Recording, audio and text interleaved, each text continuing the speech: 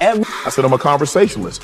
But what people are upset about is that for some reason people come to me and I don't look at them with judgy eyes. I have no predetermined notion or preconceived notions, and they open up to me. Right. That's what they're upset about. Because if you look at a lot of these people that's been on other podcasts, they don't do the views that they do when they come on. Shannon Sharpe, the renowned former NFL player turned media personality, is experiencing firsthand the harsh realities of celebrity and media exposure. His podcast, Club Shay, has become a sensation, particularly after a rec video on YouTube. This interview not only skyrocketed the podcast's popularity, but also marked a turning point in how industry conflicts are publicly aired. Despite the success, Shannon is facing considerable backlash within the entertainment circle. Recently, he revealed in an interview that numerous celebrities are attempting to cancel his show and tarnish his reputation. I didn't know it was gonna cause this kind of ripple. I didn't think it was gonna move me in the direction. I'm glad it did. I understand what comes along. The situation escalated to the point where threats were made, and several guests who had previously committed to appearing on his show abruptly canceled their appearances. This wave of animosity has become so severe that there are rumors about potential threats to Shannon's safety. In a candid conversation with Cam Newton, Shannon discussed the unique approach he takes with his guests, ensuring they are comfortable and willing to share their stories without reservation. I said, is there anything that you don't want to talk about? I always ask the guests that.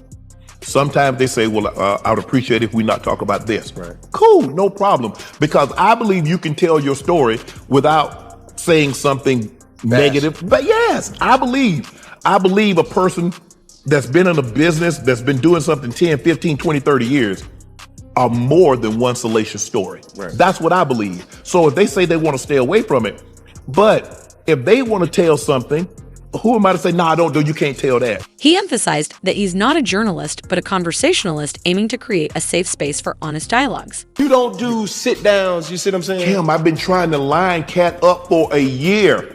I tried to line him up for a year. People don't know this, but Cat doesn't like to fly. I'm getting off the elevator. As I'm getting off the elevator, a lady's getting on. Right. She said, hello. I said, hey, how you doing? I'm Shannon Sharpe. She tells me her name. She's like, I've never seen you here before. I said, yeah, my attorney's here, Marvin. She said, oh, I love Marvin. I love Allison, who's his daughter. She said, oh, I said, I've never seen you here. I said, I've been coming here 3-4 years. I've never seen you. She said, oh man, I'm sorry. I'm just not meeting you. She said, today is my last day. I said, what? She said, yeah, today is my last day. I said, you got a new job? She said, I'm leaving to be Cat Williams' tour manager. Wow. I say, I've been trying to get Cat for a year. That was a Friday. The next Friday, Cat sitting in that chair. Look at God.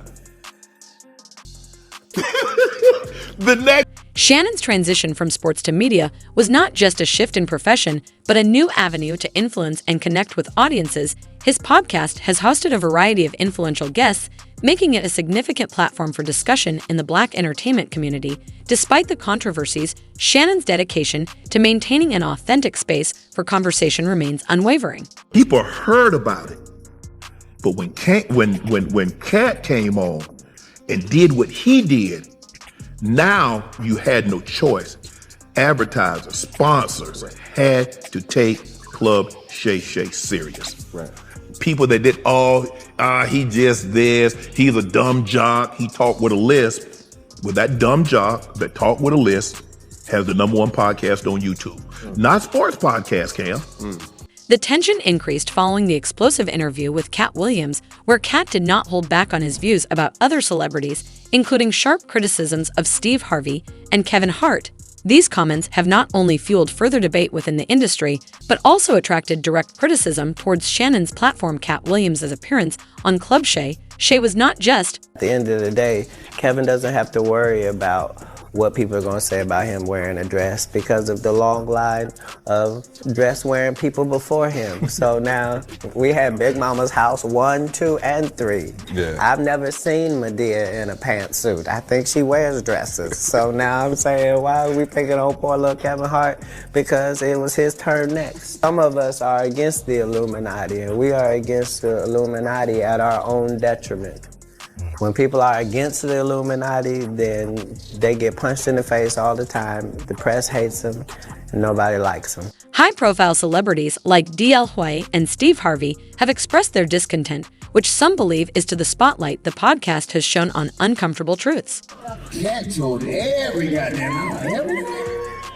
You told so much, Jada Pinkett went, why you telling so goddamn much? What am I gonna say now? At least nobody had alopecia, so.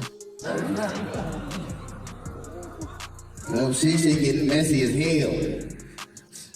Shannon Sharpe is like Wendy Williams with a weight center. Despite these challenges, Shannon continues to push forward, proving his resilience and commitment to his vision for Club Shay. He aims to keep the podcast a pivotal platform for candid discussions, regardless of the external pressures and the industry's volatility. Shannon Sharpe's journey through the media landscape is a testament to his adaptability and determination to foster open dialogue, making Club Shay a beacon for those seeking to express and debate their truths in themed entertainment world. The media landscape continues to test Shannon Sharpe's resolve as his podcast Club Shay remains a central figure in ongoing celebrity disputes. But Kim, I didn't know it was gonna cause this kind of ripple. I didn't think it was gonna move me in the direction. I'm glad it did. And some of the comedians had taken shots at other comedians, but nothing like this. I didn't expect the vitriol to come, especially from some of the people. And I'm not gonna say we were friends, but I'm saying we were cordial, we were friendly towards each other. Some people that I've kind of helped behind the scenes, and to see them attack, I wouldn't have let him do this. After his groundbreaking interview with Cat Williams, which set records and stirred up significant industry backlash, Shannon finds himself navigating a treacherous path. Harvey, feeling evoked by Cat's scathing remarks during that infamous podcast session, appeared on Jamie Foxx's satellite radio show to address the situation, opting for the high road. Steve invoked a proverb his grandfather shared, suggesting that only moving targets draw criticism, implying Cat's attacks were a sign of Shannon's success. It's just on my mind. My closing remarks are going to be seem a little discombobulated, but I haven't really had time to put it together. It's just some thoughts that I've been having. I want to address what's being labeled as comedy beefs. Y'all, comedy was never designed to be this. Comedy is a great art form. It's always been for the best stand-ups to come into people's lives, homes, theaters, and provide just as hard a laughs as we possibly could. As a stand-up, has always been my only goal. This thing that's going around now about comedy beefs, it's only coming really from a few people. It's really not the overall thing. 85 South ain't beefing with nobody. And those are the youngest comedic giants out there. 85 South ain't beefing with nobody. You know, them cats come from the hip-hop culture. What you're seeing, man, in these comedy beefs are people who aren't where they used to be, and all of a sudden are using this thing called comedy beefs as a way to get some light shined on them. That's not what comedy is, man. It's just not. I'm gonna tell you something. Now, I'm not saying any names. This response seemed to underline Cat's assertion that Steve wouldn't fare well in a direct comedic CL. Matter of fact, the whole phrase king of comedy can be attributed to you. And I'm honored that you would allow me to share the same stage as you. I don't know why people made this a championship bout. I don't know why you was okay with that. And I want to apologize for what's going to happen. Who is? But the second that you get on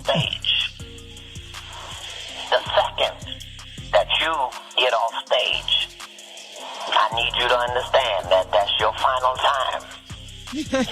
Steve, without naming names, expressed his frustrations on his own radio show, and it's rumored he's been working behind the scenes to deter celebrities from appearing on Shannon's podcast. Another significant industry figure reportedly upset with Shannon is Miss O. Her discontent stems from Shannon's interview with Monique, where she openly criticized Miss O for manipulative behavior and effectively sidelining her career over a refusal to participate in an unpaid promotional tour for the movie Precious. because Cookie from the show Empire, I was offered that role. Now Taraji tore it up, baby. Listen here. However, I was offered that. Then Felita called me back and say, baby girl, they said you're too difficult to work with. But you hear on the audio that a man told David Talbot I was difficult to work with. Do you see how that cost my family? Yes. And with no... This has only added to the chorus of detractors against Shannon, complicating his interactions within the industry amid these high-profile controversies. Shannon faced personal critique after an awkward interview with Amanda Seales, who discussed her experiences living with autism. Critics accused Shannon of being dismissive and not fully accommodating of Seales' perspective, particularly when challenging systemic racism in her educational experiences. This incident drew further scrutiny to Shannon's interviewing style, with some suggesting he stick to less contentious, more entertainment-focused discussions. Despite the criticisms, Shannon's ability to draw major figures and candid discussions continues to resonate with a significant audience. However, the intensifying industry backlash and personal attacks, including a suspected targeted robbery at his home, underscore the potential dangers he faces in such a volatile environment. The ongoing saga around Club Shay serves as a stark reminder of the intricate power dynamics within the entertainment industry and raises questions about the sustainability of truth-telling platforms in the face of widespread opposition. Shannon's situation prompts a broader discussion about the role of media personalities in challenging the status quo and the risks they bear in uncovering uncomfortable truths. As Shannon continues to navigate these choppy waters, his next moves will be crucial in determining the future of his podcast and his place within the larger media landscape.